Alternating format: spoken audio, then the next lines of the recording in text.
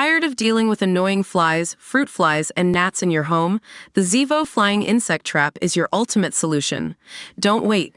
Check out the link in the video description now to get your Zevo Flying Insect Trap on Amazon and enjoy a bug-free home today. A newly qualified family GP has been suspended after she was caught speeding up videos of her appointments with patients because they went on too long. Dr. Majabin Asim, 45, used an app to manipulate the films in a bid to make the consultations look far quicker than they actually were after at least one ran 45 minutes over the regulation time limit of just 12 minutes. Asim, who had to record the appointments as part of her GP training at the Victoria Road Surgery in Worthing, was caught after an examiner checking one of the films noticed an analog clock on a wall showing 12:34 p.m. when the video timings falsely appeared to show the appointment finishing at 11:50 a.m. When quizzed, Asim, who had previously twice failed her GP exam, claimed she feared being marked down and said she was under so much stress she considered quitting. She was subsequently reported to the General Medical Council, following which she qualified as a GP.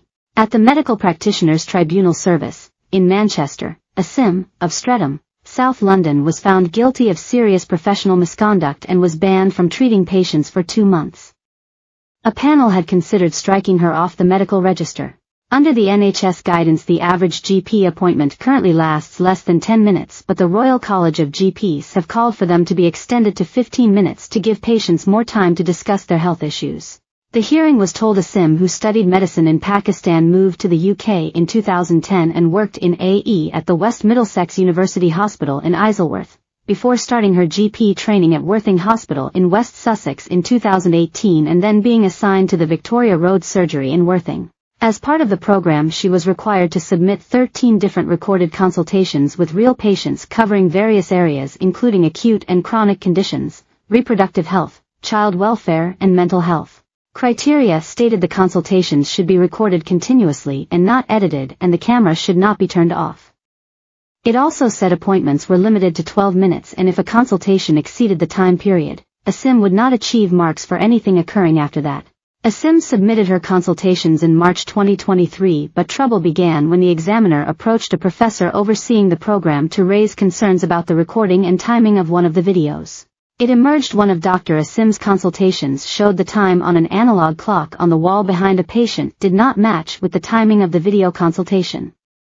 It showed the appointment starting at 11:36 and 30 seconds a.m. and then finishing at 11 hours 50 minutes and 30 seconds, yet the analog clock on the wall read 12:34 p.m. As a result, all 13 of Drive Asim's consultations were reviewed and it was suspected 4 had been sped up. At a subsequent meeting with senior colleagues, she was described as being shocked, surprised, and unable to offer an explanation for discrepancies. Later that same afternoon, she spoke to her GP trainer, admitting to speeding up the recording. In a statement, Asim said she used her mobile phone to record the videos and then used apps to compress the file size, at which point she discovered an option to speed them up. In her evidence, Asim, who qualified as a GP in April 2024, apologized for her actions and said there was no excuse or justification for her behavior. Admitting she had been dishonest, she added, "Matters had been difficult at home, but although I felt under extreme pressure, she had not taken any time off work, nor had she discussed the pressures I was facing with anyone. I had failed the exam on 2 previous occasions and I was concerned my next attempt would be my final attempt and I would not get a further extension to complete my training.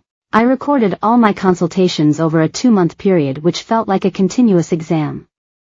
I was concerned her consultations were not complex enough to meet the criteria and there were technological challenges in submitting consultations, so I chose to use my mobile phone to record them."